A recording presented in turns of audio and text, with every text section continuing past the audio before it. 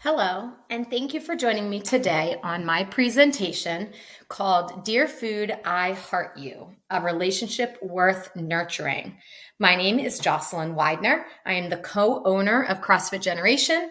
I have my NSCA CSCS, my CPT. I'm a CrossFit Level 2 coach, and I am also a Healthy Steps nutrition coach. I wanted to present on a topic today that is a little bit off of our typical nutrition coaching sessions in a sense of it's all about recognizing whether the relationship that we have with food is a healthy one or not. Many people that I nutrition coach come to me with some not so great thoughts about food and what's healthy and what's not, and how do I eat, and bad and good, and this diet mentality that comes from a place of restriction and thinking of food as either good or bad. And a lot of the work that I enjoy doing with my clients is getting clients to understand that food is good and food is healthy, and food will make your body thrive in its natural environment. So my topic today with this nutrition talk is centered around that concept of creating a really healthy relationship with food in order for you to thrive. This presentation is presented by Healthy Steps Nutrition. Of course, we are partnered with them to present and do all of the nutrition coaching that we do. Of course, Generation Nutrition, which is the nutrition side of CrossFit Generation, and also Santiago's Family Restaurant. Santiago's Family Restaurant is a restaurant located right in this beautiful Babylon Business Campus. They are located exactly at 935 Horsham Road. You can walk there from our gym. They are open every day from 7 to 2, and they offer a wide variety of breakfast and lunch items for you. They are kid friendly, so of course they have all of the fan favorites for your kids.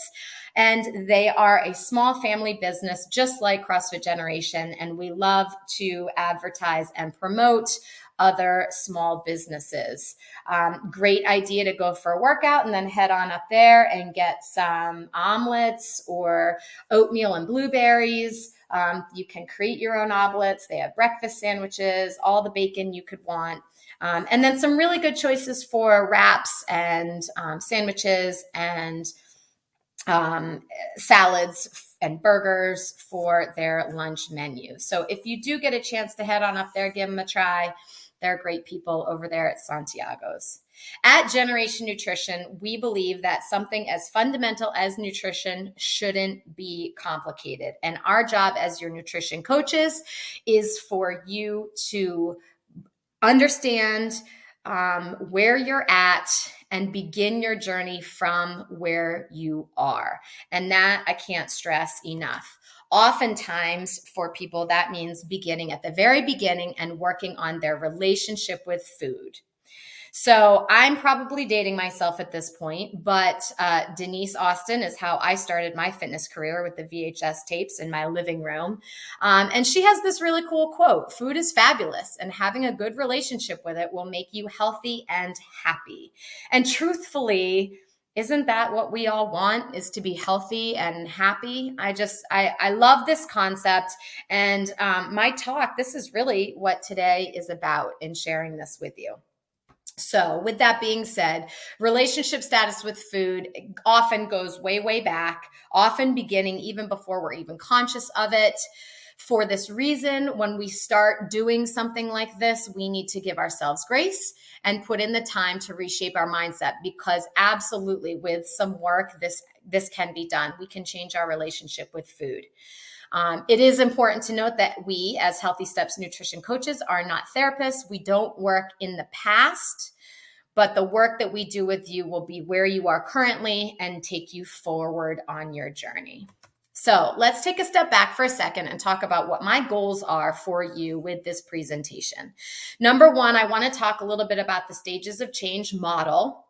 I want to give you a few key parameters for whether you can consider yourself having a healthy relationship with food or having a relationship that's a little bit more unhealthy and that could use a little nurturing.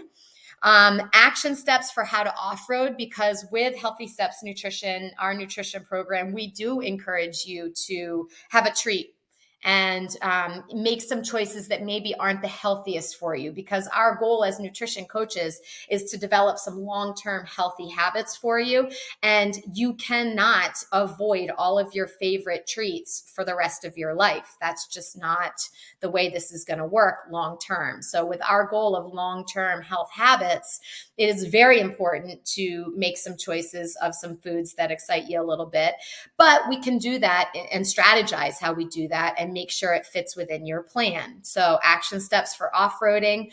Identifying triggers is another big thing that we work on clients with, making sure that you understand what triggers you, whether it's an environment or an activity or a person or a specific food, who or what those triggers are and how we can avoid the triggers. And then, of course, tips to help you develop or rebuild your relationship with food. And then, of course, where to go from here. Let's start by looking at the stages of change model. There are many of these stages of change models. I liked this one. This was a pretty good visual. Everything starts with pre-contemplation, where you're not even thinking about changing. You don't recognize that there's a change to be made. You're just going about your day, kind of doing your thing, and just living your life. In step number 2, that's the contemplation stage. That's when you start to think that maybe you are becoming mindful or aware of something that needs changing, a shift in a behavior, something that you're not totally happy with. And honestly, step 2, that contemplation stage, is where we as nutrition coaches can help. So once you figure out, hey, there's something I want to change, or there's a behavior I want to modify, or I just want to get on a different path that I'm on right now, that's when you reach out to us and sit down for your free initial consultation. We can set up a little free intro for you and talk about what we can do for you. But right there, that contemplation stage is absolutely the appropriate time to reach out to a Generation Nutrition coach. We can then help take you through steps 3 through 6. The other way is to do it all on your own, and that's a fantastic option as well. Step number 2 is the preparation stage. You can't just jump right into action. You need to sit and think, okay, I have a behavior I want to change. What is the plan for me to do this? What are my actual goals, and what are some action steps that are going to take me there? And oftentimes this involves a lot of brain dumping, just getting out all of your ideas onto some paper or just releasing them into the universe. And then from there, you can kind of pick through and figure out where actually to start and how to start. Step number 4 is action. Action is taken, and then we see how we've done with the plan that we had to take that action. Maybe the design was just bad. Maybe it doesn't work. We just need to go back down to step 3, make a new redesign the action step, and then take action again. 3 and 4 can go back and forth a bunch of times. Step number 5 is the maintenance phase. So this is when you feel at least 80% or more confident in whatever that action that you took. And then we can kind of enter into this maintenance phase where now it's become a part of you. At that point in time, we can either revisit the preparation stage and start to work on another habit, or you can say, nope, you know what? I'm in maintenance phase. I'm where I want to be. I am ready to go off and do this on my own. And then stage 6 is that termination phase. That's when you kind of really think, all right, I'm there. This is the new me, and here I am. Some people get there, some people don't. Some people are always kind of in that maintenance phase. And either way, it's totally fine. Sometimes people are in maintenance for a while and then realize there's something else to do, or need to go back to redefine, maybe after a vacation or some time away. There's absolutely ways that you can bounce back and forth, up and down this little ladder here. And Healthy Steps nutrition coaches are really good at doing that with you and for you. With the steps of change and the stages of change model comes the behavior change model. And this I love, and I use this with all of my clients. It's a concept by BJ Fogg, and he has written all about it in his book called Tiny Habits. Tiny Habits is an awesome book. I read it. I really felt like it related a lot to the work that I do with myself and my clients. And it was just a really good read. And one of his concepts in this book was how to change behavior. What do you need in order to have successful behavior change? And again, this is geared towards the long run. This is not a 30-day challenge or a 28-day diet. This is where we're at with this behavior change model. In order to change a behavior, we need MAP. B equals MAP. Behavior change is you need motivation, you need the ability to change, and you need prompts to remind you of that change. And if all three of those things are in line, behavior change is successful. So motivation to do it, you need some sort of why behind what you want to do. The ability to change means it needs to be easy to do. You need to have the ability to do it. And prompt, especially in the beginning, you need to have something to remind you to do it or remind you not to do something. For a while, I had an action step for myself. I wanted to make sure I drank a protein shake after all of my workouts. And I just said, okay, that's what I want to do. And I did nothing more than just say, I want to do that. I did nothing. I had motivation to do it. I had the ability to do it, but I was missing the prompt piece, and therefore I wasn't successful. So once a week went by and I was like, shoot, I didn't drink a protein shake one time after a workout this week. What's going on? I went back to my design phase and said, I'm motivated to do this. I know it's going to be healthy for me. I need to build a little bit more muscle. So my why and my motivation was there. I had the ability to do it. I had the protein powder in my pantry, but the prompt, it was tucked away in my pantry and I didn't see it. And this new behavior, I needed to be prompted.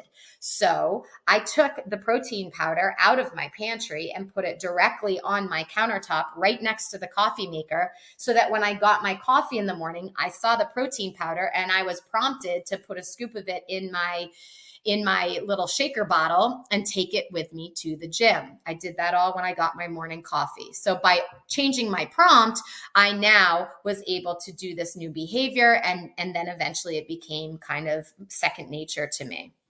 I did that until I was 80% confident or more that I could continue this new habit. So for me, the prompt was missing. I changed it. I moved the container to where I could see it. And all of a sudden, boom, I was doing it every day. Let's take it back for a second and look at signs of an unhealthy relationship with food to see if there's even some assessment here that even needs to be done. I have my little image there. Stop letting food be the boss of you. You're the boss of you, not the food, right? Unfortunately, with food, we have to eat every day to survive. So it's not like we can just not think about food. In fact, we think about food probably more than anything else. What am I going to eat? Is it time to eat? All of those things, right? So we can't just stop thinking about food. So oftentimes that leads down an unhealthy path, right? So things to think about if you're wondering, do I have a healthy or unhealthy relationship with food?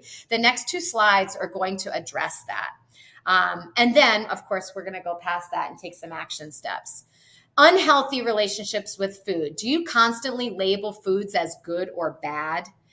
Do you diet hop? One day you're doing keto, the next day your neighbor talks to you about fasting, so then you try intermittent fasting, and then your best friend gets on the phone and says she's done this crazy, awesome dairy elimination and she wants you to do it with her. Diet hopping, going from one thing to the next, just trying to find the best scenario, not necessarily the healthiest way to go about things. Are you avoiding a major macronutrient, a protein, a carb, or a fat? Have you cut one of those things completely out of your diet? They're macronutrients for a reason, and there's good to all of them, and we need them. Are you a closet eater? Do you kind of say no to foods in front of people but then go home and kind of take the ice cream out of the fridge when it's dark and everyone's gone to bed and kind of take a spoon to the carton type of thing?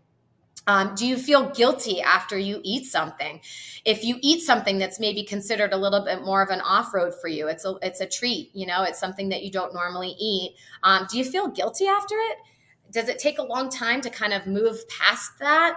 And then restaurants, do you avoid them? Restaurants are very overwhelming, but we have so many different strategies for how to handle eating at restaurants. It's impossible just to avoid them for the rest of your life. So, do you avoid eating at restaurants just because it's overwhelming and you don't know how to go about it? All of those are kind of signs of, maybe red flags or maybe things that you say, yeah, you know what? I think I have some room for improvement with my relationship with food.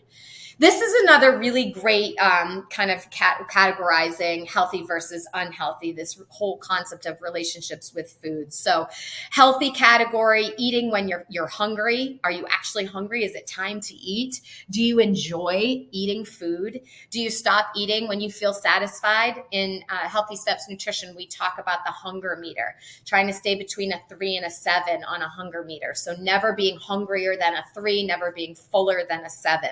Are you able to kind of be mindful of staying within that 3 and 7? Do you eat a balanced diet of healthy foods that you like? Do you enjoy cooking? Are you rarely on a diet? And do you eat a variety of foods versus turning to food for emotional comfort or stress relief, eating food strictly as a tool for weight management, continuing to eat after you're full, not being able to identify when you are full, limiting yourself to only quote unquote healthy foods. We all know, and a lot of what we talk about, and even Ashley addressed in her talk, all of the sources and resources that we have at our fingertips through Google and trying to figure out, is this food healthy or not? And oftentimes we're tricked into thinking unhealthy foods are healthy foods, right? So are you only limiting yourself to things that are marketed as healthy foods? Do you feel like you're always on a diet? Are certain foods forbidden for you? That's a big one. Forbidden foods, right? The more you say, oh, I can't eat that, or that's a forbidden food, the more you're going to want it. So how can we incorporate those things into your food?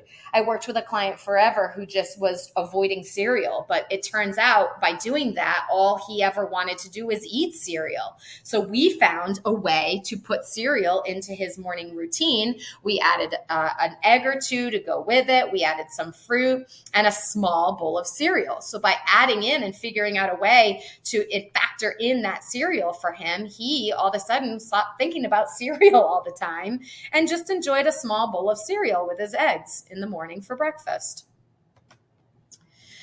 I've mentioned off-roading a couple times, and it's actually the Whole30 has that term, that, coined that phrase, off-roading. I love it because I don't like to think of it as a cheat. I don't like to think of it as getting off your diet or then having to start over. It's just off-roading. It's simply making a choice that you're going to make and that maybe takes you through a little bumpy patch and then gets you right back on again. So off-roading, I love that term from the Whole30.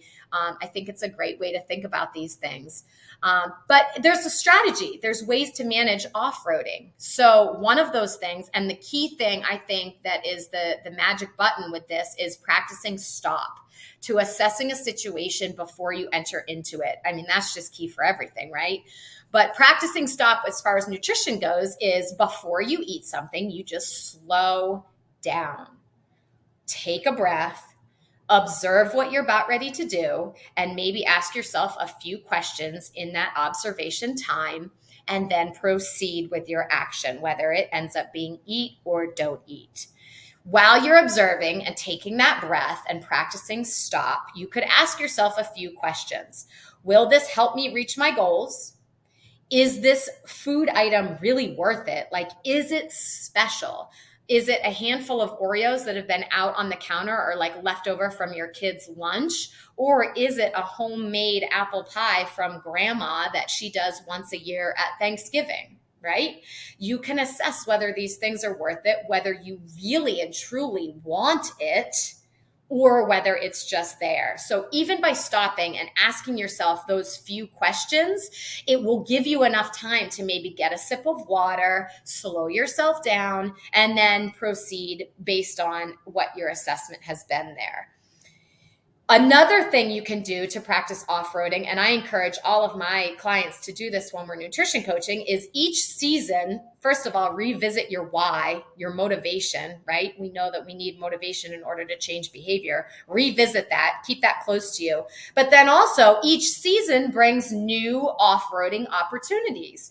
I have one client in summer, it's the soft serve at the beach. In the fall, it's the apple cinnamon donuts at Lochelle's Bakery, right? So each season presents some new opportunities for some off-roading. So making some lists each season, every quarter, before you enter into the new season is a really good thing to kind of sit down and kind of allow yourself with some guardrails, but not total restrictions or eliminations. So creating a list that are your staples. No matter what, I'm always going to drink water before breakfast. Every morning, I'm going to have 8 ounces of water before I eat my breakfast. No matter what, I'm going to have a fruit as a snack every day, whether I'm at the beach or at home or on vacation or traveling, whatever the case may be. You make your list of staples that no matter what the situation, you will do with 80%, confidence or higher.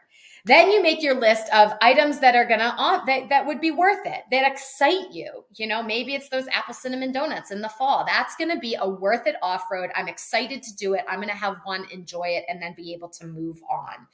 And then you're going to, third column in this little list is the items that are not worth it. So, I talk with people often. We're in summertime right now. So going on vacations, sometimes it's, I eat the Mac and Manco's pizza every time I go to the shore. I don't even like it. I don't know why I eat it, but everyone eats it, so I eat it.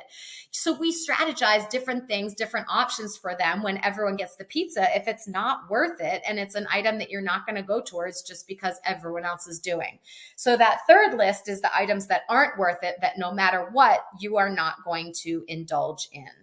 So action steps for off-roading are something that I work on a lot with my clients to provide some safety measures around some things that tend to be a little bit more tempting. And oftentimes those things change season to season. Another big thing in practicing stop is also identifying what our triggers are. So triggers could be an event. Every time I have a morning meeting, they have bagels. That's a huge trigger for me. Or every time I go to the beach, there's the soft serve ice cream. So that's a place, that's an event, that's an environment that's triggering. There's also people. Every time I go to my grandma's house, she's always trying to feed me. She loves me by feeding me, and so she throws all this food at me. Or a feeling or an emotion or a specific food. For me, it's cream in my coffee. I tell everyone this. When I put cream in my coffee, I am prepared for the rest of the day to be craving sugar. It's just a trigger for me. So I drink my coffee black. It keeps me on an even keel throughout the day, and it limits me to 1 cup because, quite honestly, I don't love black coffee as much as I love cream in my coffee. So triggers can be anything. So if you do something, if a behavior happens, it's nice to kind of rewind the tape a little bit and go back to what happened leading up to that event. Who were you with? What was the environment like? How did it feel before the event, whatever happened, that trigger happened? How did you feel after? Are there any patterns that we can see, repeating patterns? And then, of course, we get some action steps. And once we understand why and what those triggers are, we can create some really cool action steps around how to handle those situations or people or events or foods that trigger you. For me, it's just not putting cream in my coffee. And truthfully, it's like easy to do. I just don't buy it. It's not in my house. I never get coffee out unless I'm at a restaurant. So I make my coffee for myself every morning. I don't have cream at my house. It's just kind of easy, right? I've removed a prompt. I'm motivated to do it. And I don't have the ability to put the cream in my coffee. So for that behavior change, the ability to do it is out. The prompt is out and I'm motivated. So it's a very easy thing for me not to do. So we address all those things and we strategize ways on how to identify these triggers and then the action steps around it. All of these things really do try to create an environment where there's a healthy relationship with food. Speaking of healthy relationships with food, let's talk about tips to rebuild your relationship. If you have identified there are some unhealthy behaviors going on, what do we do about it?